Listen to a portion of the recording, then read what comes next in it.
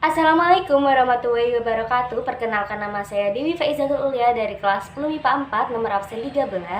Di sini saya akan mempresentasikan terkait video narkoba yang sudah saya ambil. Narkoba Polres Binjai, Sumatera Utara berhasil meringkus seorang kurir narkoba jenis sabu di pintu tol Binjai, Medan, Sumatera Utara. Dari tangan nih pelaku, polisi berhasil menyita 10 kg narkoba jenis sabu yang dia bungkus di dalam kemasan teh Cina. Pakai gaya-gayaan lo masukin teh tubruk juga kagak ngaruh. Yang ada lo yang ditubruk sama polisi.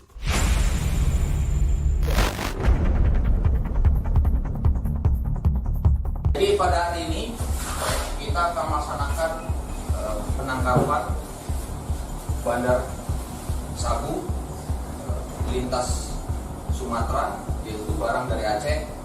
Dipimpin AKP Rian Permana, Sat Narkoba Polres Binjai, Medan, mengatur strategi untuk melakukan undercover buy transaksi narkoba. Dari penyelidikan, narkoba dengan jumlah besar akan dibawa ke wilayah Binjai. Satu tim satu ini dipimpin saya, di bawahnya Jody, Bimo, Nando, dan satu mobil. Kemudian tim 2, Kanit, Tangga, pimpin, kaki, Dede, Saudara. Kita berdoa sebelum berangkat, tolong senjata dan rompi dipakai dan tetap utamakan keselamatan dan utamakan prokes. Berdoa dimulai. Berdoa selesai. Polisi yang bertugas untuk menyamar dan melakukan transaksi luncur terlebih dahulu menggunakan sepeda motor di lokasi yang telah dijanjikan. Jadi pada hari ini kita akan melakukan undercover buy yang mana sudah 3 hari kita lakukan penyelidikan terhadap pelaku, sehingga hari ini akan terjadi transaksi, tepatnya lokasinya di depan tol Binjai, Medan. Mudah-mudahan pelaksanaan kegiatan ini berhasil, karena pada saat ini untuk tim Reskrim Narkoba Polres Binjai khususnya unit 2 sudah berada di objek untuk melakukan undercover buy. Setelah informasi sang kurir narkoba sudah mendekat di jalan tol Binjai untuk melakukan transaksi, pasukan penangkapan bergerak memberikan bantuan penangkapan. Oke, kita dapat.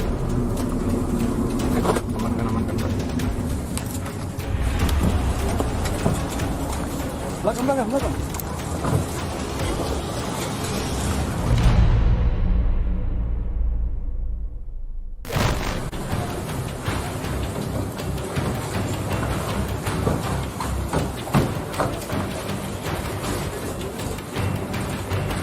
Sesuai pesanan, polisi mendapatkan 10 bungkus narkotika jenis sabu yang disimpan di dalam kotak dengan total berat 10 kg. BB-nya A1. Oke. Jumlah 1, 2, 3, 4, 5, 6, 7, 8, 9, 10. Polisi pun langsung mengamankan pelaku dan barang bukti ke Mapores Binjai. Tersangka Putra Sademo, warga Perjut Saituan, mengaku dirinya hanya disuruh seorang bernama Anel yang merupakan bandar besar untuk mengantarkan barang tersebut. Di mana 10 kg itu terbagi menjadi 10 bungkus yang diperkirakan masing-masing bungkus ini adalah 1 kg. Untuk kronologis penangkapan tersebut atau mulai dari pertama kegiatan awal yaitu kegiatan undercover buy yang dilakukan oleh personil narkoba Polres Binjai yang mendapatkan informasi yaitu terhadap seorang bandar yang bernama Anen, atas nama Anen. Kemudian setelah beberapa hari melakukan kegiatan komunikasi, akhirnya terjadilah transaksi kemarin, yaitu di Jalan Megawati, ya, dekat pintu tol Binjai, Medan. Di mana pada saat anggota menunggu sebagai undercover buy, datanglah seseorang yang setelah ditangkap diketahui bernama Putra Sadeno. dengan menaiki sepeda motor jenis Honda Scoopy bersama dengan 1 dus barang bukti. Kini pelaku hanya bisa pasrah menanti proses hukum selanjutnya.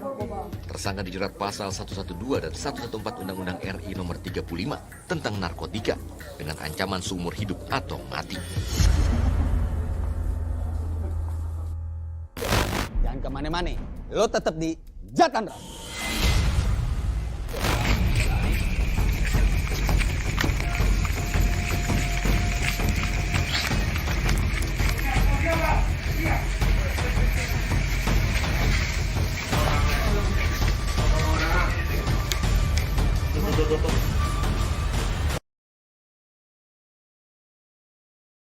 Nah, poin-poin penting yang bisa saya ambil dari video tersebut adalah poin yang pertama, Polres Binjai Sumatera Utara berhasil menangkap seorang kurir narkoba dan juga berhasil menyita 10 kg narkoba jenis sabu yang dibungkus dalam kemasan teh.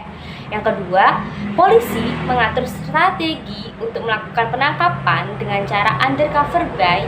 Dan yang ketiga, polisi menyamar dengan cara melakukan transaksi yang lokasinya berada di depan pintu tol Binjai Medan. Yang keempat, dan sesuai pesanan, polisi mendapatkan 10 bungkus narkotika jenis sabu yang disimpan di dalam kotak dengan berat 10 kg. Yang kelima, tersangka mengaku dirinya hanya disuruh seseorang yang bernama Anen yang merupakan bandar besar narkotika.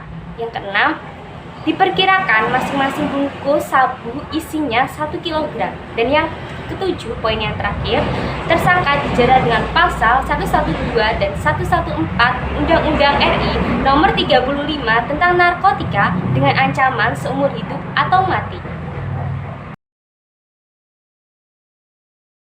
Menurut saya pribadi, hukuman pidana yang diberikan kepada kurir narkotika tersebut sudah sesuai. Ya, meskipun banyak orang yang bertanya-tanya, loh mengapa hanya sebatas kurir narkoba kok dijatuhkan hukuman mati atau hukuman seumur hidup?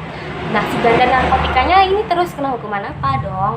Tetapi sekali lagi saya tegaskan, menurut saya pribadi, yang namanya orang yang terlibat dalam lingkup narkoba, entah itu kurir, bandar, maupun pengedar, berhak dijatuhkan hukumannya seberat-beratnya agar mereka jera. Kalau misalkan hanya dijatuhkan hukuman 3 atau 4 tahun, kurang menimbulkan efek jera bagi tersangka tersebut. Bahkan mereka bisa saja mengulangi perbuatannya dan bisa saja masuk penjara berkali-kali tanpa adanya efek jera. Saran saya untuk para remaja adalah sebaiknya para remaja menghindari apa-apa yang dilarang dan diharamkan oleh agama. Para remaja juga harus menggunakan pikirannya untuk memilah-milah mana yang baik untuk dirinya dan apa manfaat untuk dirinya bagi kedepannya. Dan juga di usia remaja ini kita harus pandai-pandai dalam bergaul, sebab di dalam pergaulan itulah yang akan menentukan jadi diri para remaja. Saran saya untuk pemerintah adalah, sekali lagi saya tegaskan, ini merupakan saran yang positif, arahnya saran yang ke pro-nya. Sebaiknya pemerintah harus memberikan perhatian yang lebih serius lagi tentang seluk-beluk narkotika yang ada di negeri ini. Demikian video presentasi terkait narkotika dari saya pribadi. Mohon maaf kalau ada kurang lebihnya. Wassalamualaikum warahmatullahi wabarakatuh.